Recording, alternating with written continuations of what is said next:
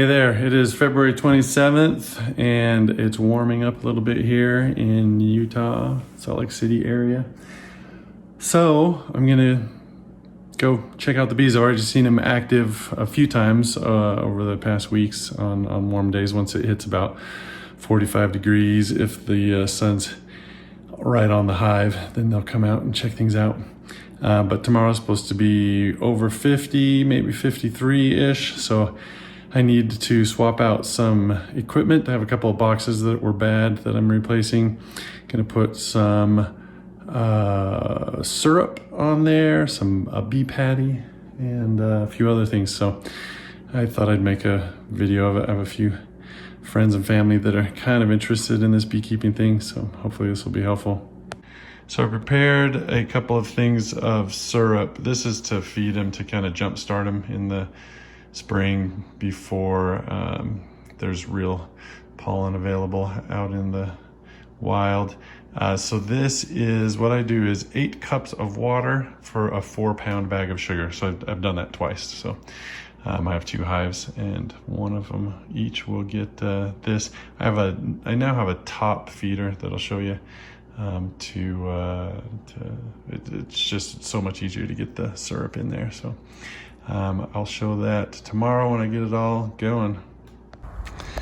Here are the 2 hives. It is 50 degrees right now. You can see they're pretty active.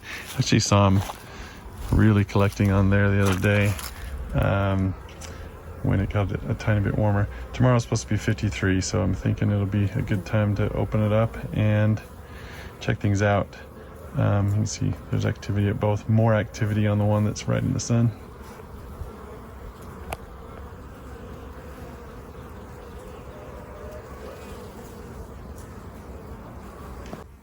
I was also going to show this. I'm not sure if you can tell, but at the base, so here's where the hive entrance is. And then at the base, there are just tons and tons of dead bees. So unfortunately, a bunch of them die over the winter and they clean them out. So they've been doing that all winter. Sometimes I'll come out here and there's snow on the ground and a bunch of dead bees kind of making pock marks in the snow. The chickens love it though. They come out and clean them up every once in a while. Something I find kind of interesting is I've got these 2 brand new boxes. I bought some bad ones last year and they didn't even make it like through the summer without starting to fall apart. You can see masking tape on the boxes out there. So I got the store to replace them. So these are just empty and they never had bees in them, so they don't smell like bees or anything. But I've got like 4 or 5 bees kind of checking them out, like they recognize it's bee equipment. It seems like it's too early for them to be looking for a new home, like for swarming, but you never know. There's no honey on here to get or anything like that, but they seem to know there's something bee related about these boxes. All right, getting ready to go here. First thing I'm doing is getting the smoker ready. So I've just got some pine needles from my pine tree back here that are starting to cook. I'm gonna close this off and then I'm gonna let it cook a little bit more, but what it does is pushes out some smoke. Let me get to a spot where you can actually see that. There we go. So it sends out some white smoke that calms the bees, disrupts their communication so that they can't do anything if they feel like the hive is under attack, so they won't come after me. And here's how that top feeder works. This just has a reservoir both sides that will go on top of the hive, and the bees can get in through the bottom there and get up to this to the sides of the mesh there to get some sugar water, which I'm about to dump in there. Super easy to, it's all you have to do is take the very top of the hive off and pour in some new syrup. It's non-invasive, so you don't have to get in there quite so deep. Worked well last year, so I bought another one for my second hive this year. Okay, got the camera set up on a tripod so that it's not quite so shaky. As always happens, my smoker doesn't last as long as it should. You can buy like some better stuff. I just use Pine needles. In general looks okay. This particular hive, this one on the right, I'm not going to do hardly anything. I'm just going to open up the top, put some, this is called pollen, a pollen patty, and it just has a pollen substitute that gives them a bunch of protein that helps them kind of recover from how tough the winter was. So I'm going to put this on the top. I'm going to put the syrup on top of that, and then I'm just going to close that one up, and I'll do a more thorough test of them when the weather gets better. It's almost 60 degrees today. 60 is about the minimum you want to be checking your bees. When they get down to like 50 degrees, they can hardly fly, and they are trying to maintain about 95 degrees inside the hive, so you don't want to mess with that and stress them out. All right, so I'll just let this thing run while I do a little work here. I have a candy board on it from last year. This was some kind of just sugar with some water in it that turns into a crusty sugar. So it's been sitting there all winter for them to eat from if their own stores were not sufficient. So I'm going to take that off as well. Replace it with the other fresh syrup that I just made. Let's see, lots of bees in there. That's good.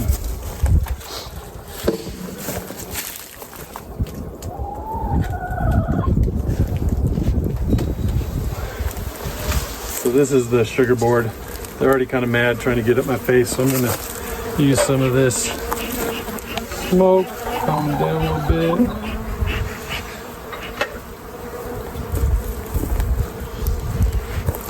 That to the side. Man, these guys are looking good. So like I said, I'm not going to be too aggressive with them today. We'll just put this on top. It's got some holes so they can get in there, and then they'll just eat through the paper on here as well. And then we'll put this guy, and then put this board on top of that. Space.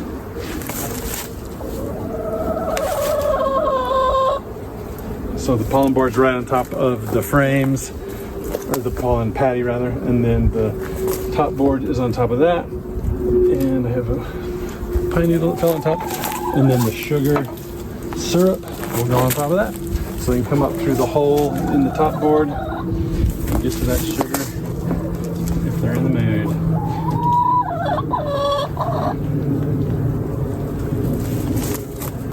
And that is it for this hive. I'm not going to mess around with that one anymore. So I can put the lid back on. So this is the, this was full of sugar at the beginning of the winter. And there's just this one little chunk of sugar left. You can see a few bees on there. So that's great. It shows that they consumed that they needed it. And that's part of what helped them get through. They had their own stores as well of honey, but this just gives them some extra if the winter's long, or if I didn't let them save enough honey of their own for the winter. So I'm just going to shake this off so they can get back in their hive. Throw that away. And then what I might do is just throw the sugar in with the next batch of syrup that I do. I mean, it's not very much. I might just throw it away. But you can, if there's a bunch of sugar left here, you can just melt it back down and use it in sugar syrup for the spring. Hive number 2, I am going to be more invasive, so I'm going to get more smoke ready so that they're a little calmer. My smoke wasn't really working on that last one. Fortunately, I didn't have to do very much. I am making some new smoke because I'm gonna have to take all these frames out and move them into new boxes. What happened is I got really crappy equipment last year, and I talked to the guy who sold it to me, and he's gonna let me swap it out, but I need to get him the old stuff by tomorrow, so that's why I'm doing this now. Fire.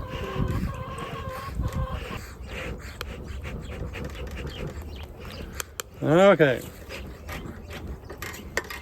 Got some good fire there.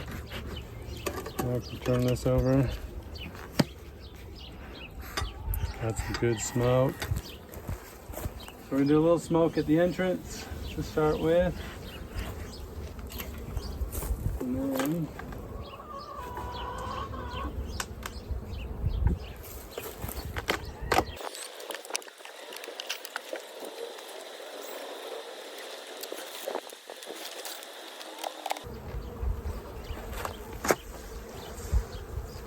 this one, there's a little more sugar left, so they didn't need to eat quite as much. I'm not sure exactly why. I mean, it's a similar amount that they have left. But.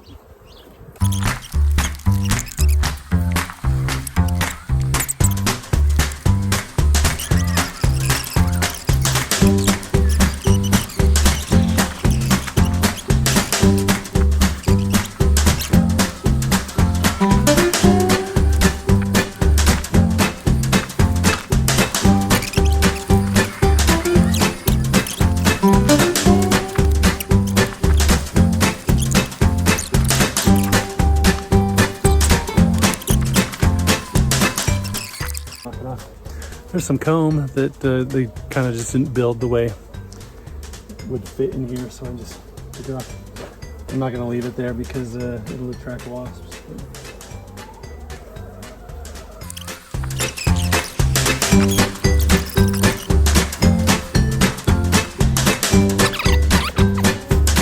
Found the queen. She's on this one right here, except she's hiding from me. She's in this pile right here. I'm just waiting for him to kind of move out of the way a little bit so you can see her. There we go. So she's right there. She's got a bigger abdomen than everyone else, and she's got a little spot on her back. She hates the light, so you can see her kind of scrambling to get off to the side so that she can get in the dark. So I'm not going to stress her out anymore. I'm just going to put her back in here. But that is encouraging to see the queen. It's always a happy sight. Okay, so in this frame that was right next to where the queen was, sorry for the shadow, there's some good brood. So she's capped brood, it's called. So she's actually laid some eggs on this frame. They have capped it. There's babies inside that are waiting their turn. So this is all good things to see. Good population, good, you know, a little bit of sugar left on top, showing that they didn't totally run out. They still had some they could have got.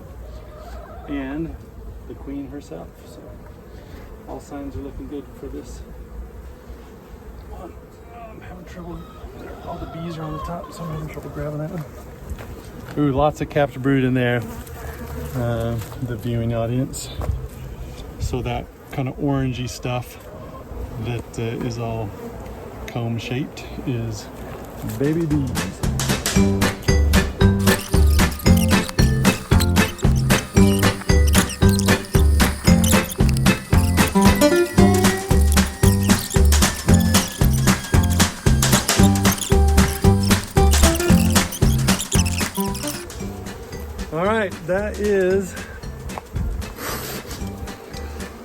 That is inspection number one.